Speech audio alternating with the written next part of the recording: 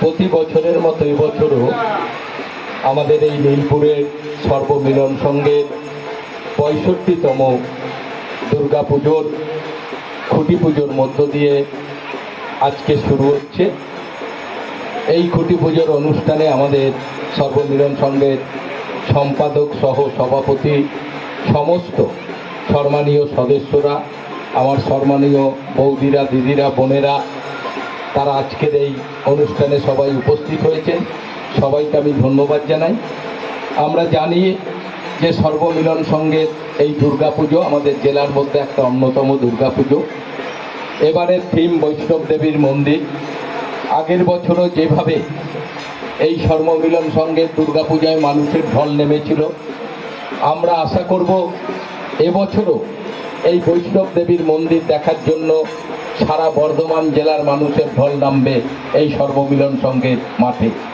কারণ আমরা বহুদিন ধরে দেখছি যে এই ক্লাব দুর্গাপুজো একটা গুরুত্বপূর্ণ এদের ভূমিকা, এরা সবসময় চেষ্টা করে দুর্গাপুজোটা বড় করে করতে। এবার জেলার মধ্যে একটা ভালো জায়গায় যাওয়ার প্রতি বছর চেষ্টা করে। আমরা সর্বমিলন সংঘের সমস্ত সদস্যদের কাছে আবেদন করব, আপনারা জানেন যে দুর্গাপুজোর 5 দিন আমরা আনন্দ করার সঙ্গে সঙ্গে, যেহেতু বাঙালির সবথেকে বড় উৎসব হচ্ছে আমাদের এই দুর্গাপুজো, এই দুর্গাপূজায় 5 দিন আনন্দ করার সঙ্গে আরেকটা দিন আমরা যোগ করেছি কার্নিভাল। প্রতি বছরই আমরা কার্নিভাল করছি বর্ধমানে।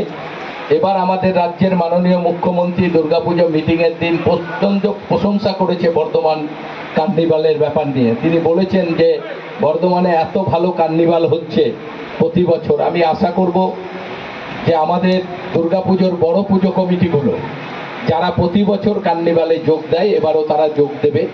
যেহেতু 15ই অক্টোবর কলকাতায় কার্নিভালের হবে, আমরা 14ই অক্টোবর আমাদের বর্ধমান শহরে আমরা এই কার্নিভাল করব। আমরা কয়েকদিনের মধ্যেই আমরা সমস্ত দুর্গাপুজো কমিটিগুলোকে আমরা মিটিংয়ের আবেদন আমরা জানাবো সবাইকে। আমরা সংস্কৃত লোকমঞ্চে, যেহেতু আমাদের সঙ্গীত মেলা চলছে, সঙ্গীত মেলা শেষ হয়ে গেলেই আমরা দুর্গাপুজো নিয়ে সবাইকে আমরা মিটিংয়ে ডাকবো।